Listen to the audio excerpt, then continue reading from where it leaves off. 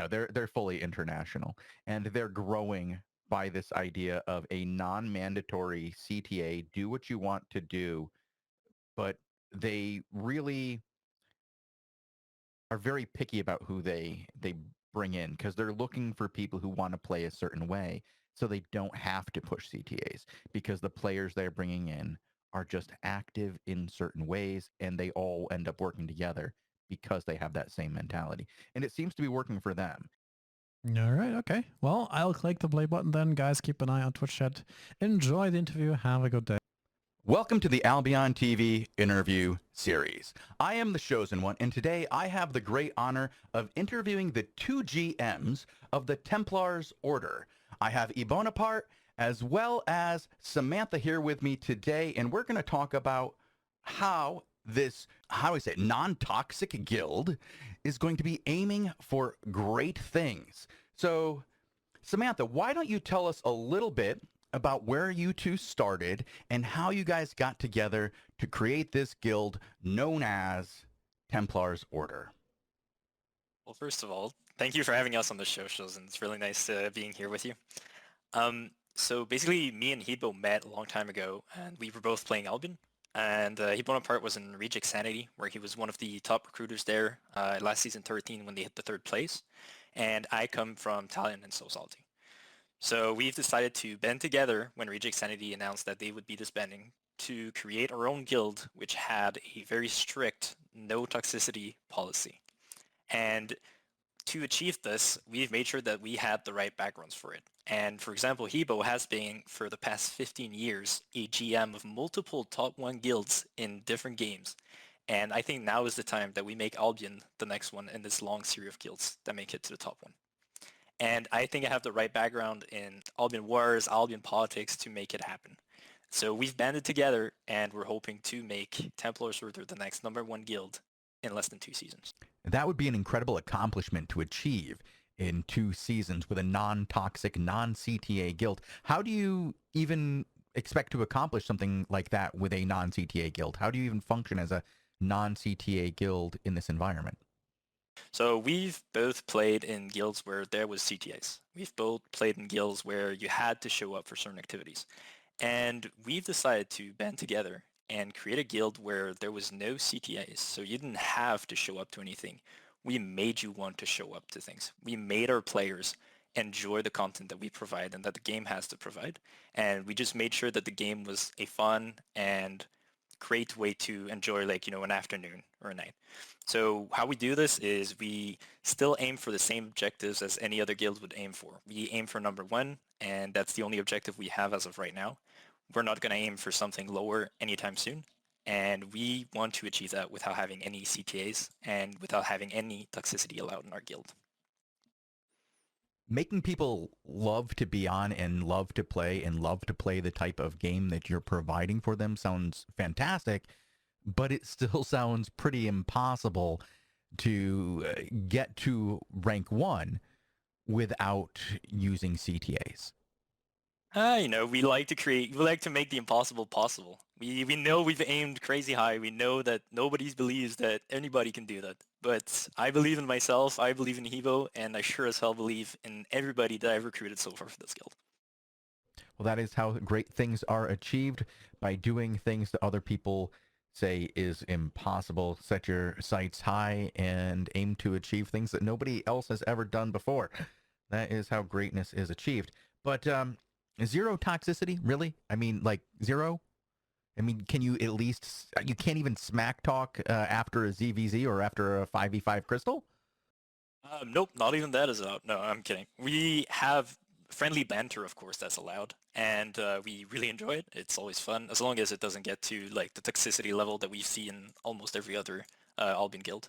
So the way that we achieve this is when we recruit people, we don't look simply at numbers. I hate numbers personally, so I don't like looking at fame numbers. And what we did is that Hebo takes care of the recruitment. He's our head of HR, recruitment head. He does the management and all of that. So he takes care of the recruitment. But how the recruitment works is that it's completely and solely based on the persons that applying their attitude and what they believe in. So we don't look at like how much PvP fame you have. We don't look at how many kills we have. We look at, are you willing to contribute to Templars? Do you agree with what we prone? And would you get along with everybody else that we've recruited? So those are the only things that we base off on our recruitment. Well, if numbers aren't involved, then even I could probably get into that guild if it's just based on an interview. We'd love to have you over. Obviously, you're more than welcome to apply, but you'll go through the same recruitment process as everybody else. All right, I may take you up on that offer in the future. And I think we have a good idea now of how you run your guild and how you recruit and what you're looking for in players. But let's circle back around now to where this all began.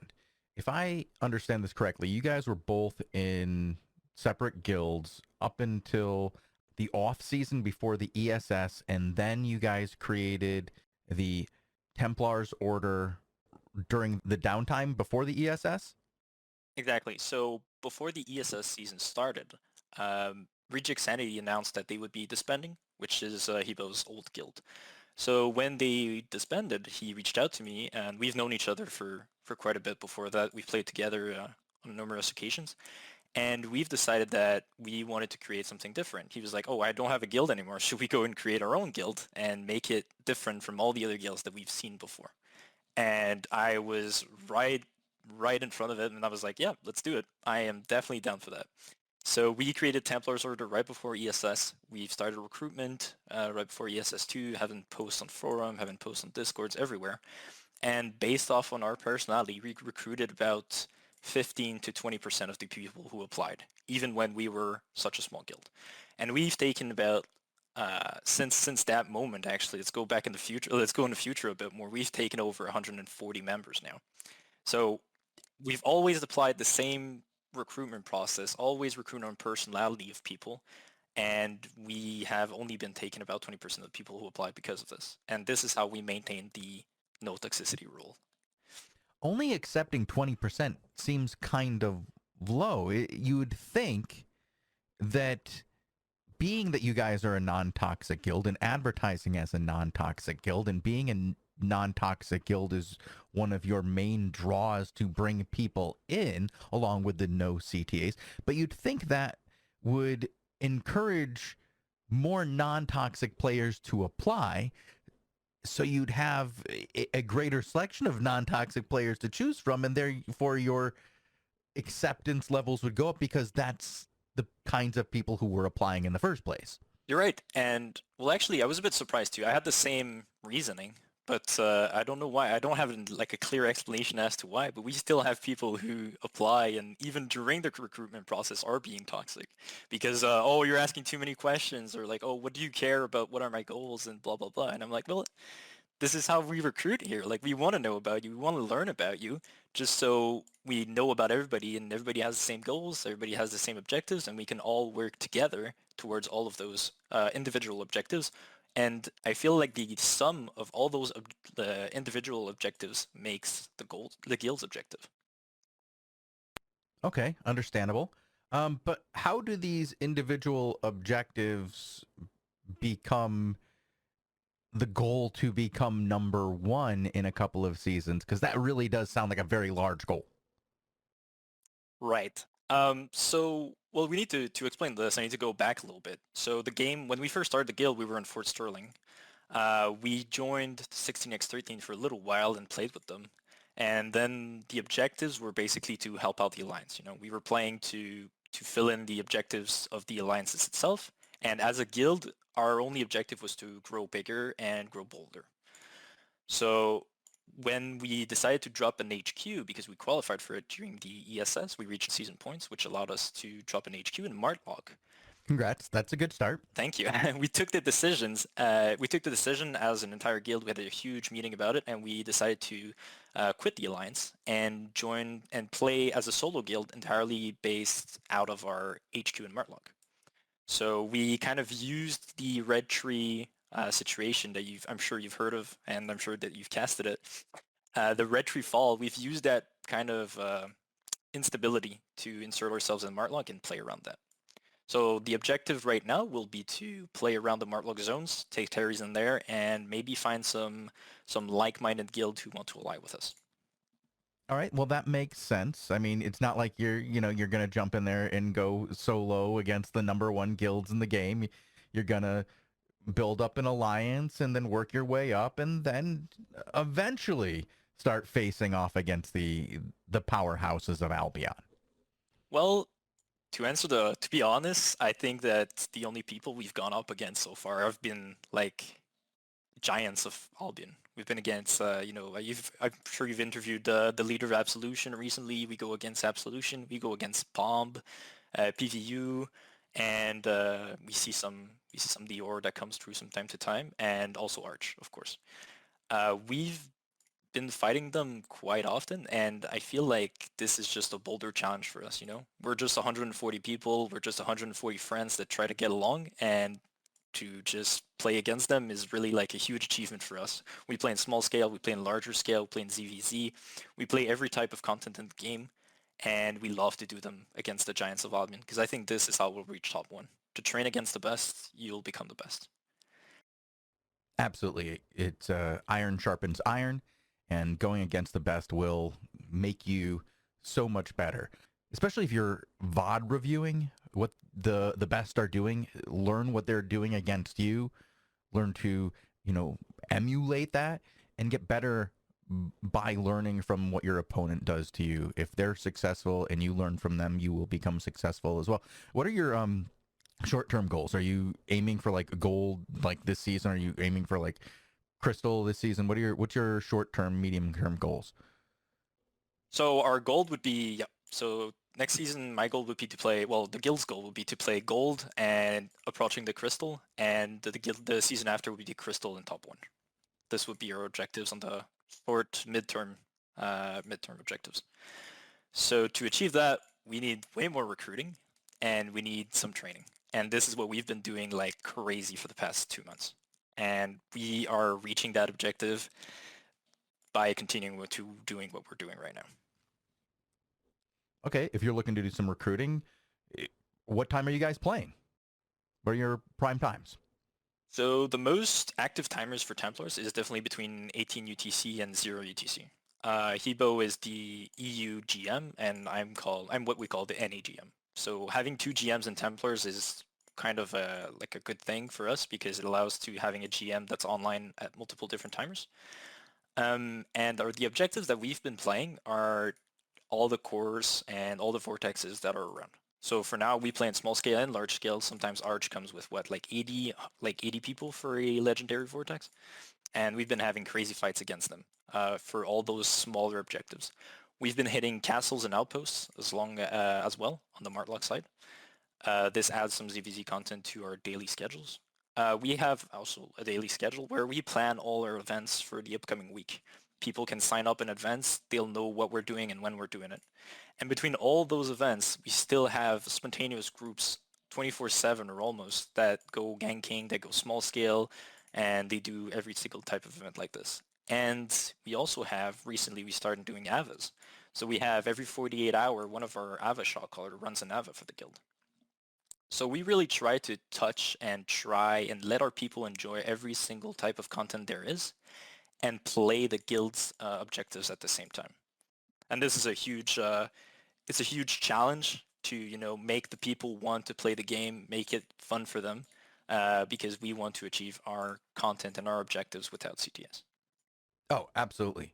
But you did pick a good time to start doing that and to play like that. Right now, the game excels at that style of gameplay that you're talking about. The things that you guys are talking about doing with the cores and everything, the current gameplay loop that exists in the Outland really does allow for groups of small scale, like 5, to start roaming and start doing some easy fame grinding out in the world, doing the evolved mobs. And then you have another 5 and they're doing the same thing, but you guys can merge together to either get a core or a treasure chest or a spider. You can have multiple groups in multiple zones doing those same activities and scale it as the number of people become available online. And if you have that play online mentality, you don't really need the CTAs to accomplish bigger things because the game is allowing for you to have that style of gameplay. And if your guild is focused on that type of gameplay as well, you can be doubly successful.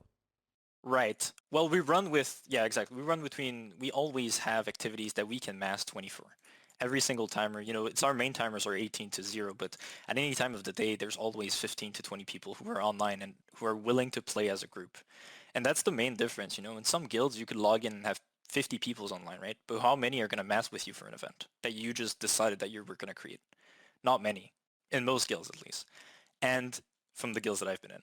And in our guild, when there's 20 people online and there's like nothing going on or whatever, if one people decides, oh, I'm going to create this event, almost every single time that I've seen, at least 18 out of the 20 people would join. Even if they were doing something else, they'd be like, oh, it's a guild event, let's go. Like someone's is pronouncing themselves to create something. They're saying like, hey guys, we could do this content together, and they join. And that's, I think, what's crazy about our recruitment process and what's crazy about Templars is that peoples are always willing to play together. There's never some drama. There's never like, oh, I don't like playing with this guy, or I don't like the type of content he's doing. We also have a Discord bot that we did. It's in development right now, but we also have a Discord bot, and to go a little bit deeper on how the Discord bot works. So it's kind of the alternative to CTAs that we have. You basically have a character. It's a small knight. It's a Discord bot, and you have a small knight that represents you. He's without armor at the beginning. You've got like 500 points out of 1,000. And if you come to events, you do your part in the guild, well, you earn points and you're able to get like shield for your character, a weapon for your character, and a helmet for your character. So you basically get a sense of advancement. You basically get a sense of your contribution to the guild is actually creating something. It's useful to the guild, and every single event that you participate in gives you points, and all of those points, they let you show how much like you care for the guild and how much you participate in it. And of course, there's rewards associated with this. You have quests you can create for the guild. If ever the guild needs something from like transports or whatever, we can create quests that members can request to have, and they can complete the quest for rewards. So we've basically created a game in a game. Interesting. Sounds like a game life tracker, MMR, with player-made quests and hats. Interesting. I like the player-made quests allowing you to drive activity in the game while outside of the game and having some kind of representation of that besides just numbers. And that's neat. Exactly. And I know it's a lot of overhead. It's a lot of administrative things, right? Some guilds struggle with the administrative overhead that comes with having such like a broad organization under you. And we like to consider that everybody in Templars can be considered as an officer. So the administrative problems that we have don't really exist for us. All the problems are handled between the guildmates. I had very, very, very few echoes of any drama related to players and stuff like this, because it all comes down to how we recruit and who joins our guild. And having everybody in your guild that you could trust to be an officer, or you could trust that for anything like this, it really makes it a lot easier on the administrative side. We even thought about having the bot, for adding points and all of this completely on the player itself. So whenever you complete an event, you get to go and add your points for it. Because we want the player to participate in it, we want the player to appreciate it, and we want to know that he's doing it for himself and he's doing it because he likes helping the guild, not because we force him to having X amount of points and whatnot. We steer away from whatever forces the player to do anything, and we want to prone free will and free anything you want to do all the time. Nothing is mandatory. Well, that is an effective way to train content creators, people who go out there and create the content for other players. And with this, you could have dozens of officer players who promote that kind of gameplay and constantly keep you moving forward. Exactly. And we do. The only concern, of course, is that if everybody is an officer, you worry about rights, and it seems like it would be very easy to rob that guild. But again, that's probably why you have that very in-depth interview process. And yes, and we have measures in place to counter that. So we also have another system, which is called the Holy Chest. And the Holy Chest is basically a chest that, it's an individual chest for every member of Templars. And they can deposit silver into it or items, and we'll take the estimated value to transfer it into silver. And let's say, for example, Shozen, you join our guild and you have a Holy Chest and you decide to put 5 million in it. You put 5 million silver in your Holy Chest. Well, then we can trust you with items all the time up to 5 million. So if ever you decide, let's say we have a payout to do and the payout is worth 5 million, or like, hey, you decide to like, oh, I'm going to do the payout. I give you access to the chest because I know that in your Holy Chest, you have 5 million or more. So I can trust you with up to 5 million. And if you decide to scam the chest that I just gave you access to that is worth 5 or 6 millions or whatever, well, you're just scamming yourself, because then I would just take whatever is in your Holy Chest and you'll be on your merry way. So this is like completely an anti-scam system that we've developed, and it's been working super well as of right now. And also, anything that's deposited in the Holy Chest, of course, if someone decides to quit the guild on their own accord and they just say like, oh, I found a better guild or whatever, we'll gladly withdraw whatever's in your Holy Chest and give it to you. All right, that sounds like an effective way to deal with the potential thefts that could occur. Of course, added to your already strenuous interview process. You can see how that would work. It seems like you have the infrastructure in place. You have a mentality that will get you there. But how, with this non-CTA idea where everybody is an officer and everybody is working towards these goals, how can you, with what's available, how can you achieve gold and crystal? That's a really daunting goal. So, well, to explain how we're going to achieve that, we'd have to talk about the most recent update. The most recent update from SBI has been a huge thing for medium guilds and up to very large guilds, in my opinion, and smaller guilds too. But for our case, what interests me is everything that has been in the medium area for medium guilds. It's been tremendously very nice for us. We've been having season points because of the cores. We've been having season points because of the spiders. All the new things that have come into mind, and also the new season point system is such a blessing for us. So we plan on hitting gold and crystal by doing things, again, differently. We plan on hitting it not because of necessarily territories, but we plan on hitting it because of cores and PvE might and all of this. So we'll really utilize every single tool that we have to our disposal, and we'll try to reach it as much as we can. And I think that since our guild is such like open-minded and everybody is willing to pitch in, we shouldn't have any problems reaching it.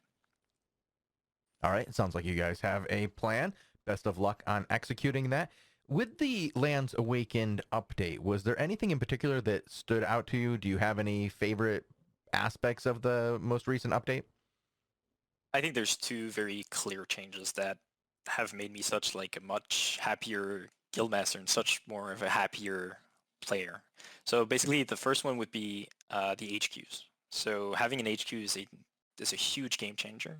I think having an HQ that is limited to your guild is really awesome for guilds that decide to go solo guild. It gives us a safe haven, gives us some place to loot split, gives us a place to really insert ourselves in black zone politics. So HQ is a huge blessing, and I think the other one is everything that's related to cores, vortexes, and chests. I haven't talked about chests a lot so far, but the chests and the cores are such a great way to find content that's adapted to your size. So if you go out for a purple vortex, well, you can know what's going to be in front of you. If you go for a purple core, you'll know what's in front of you. So you can pretty much gauge who you're going to face off with, or at least what their numbers will be when you see the color or the objective that you're willing to play.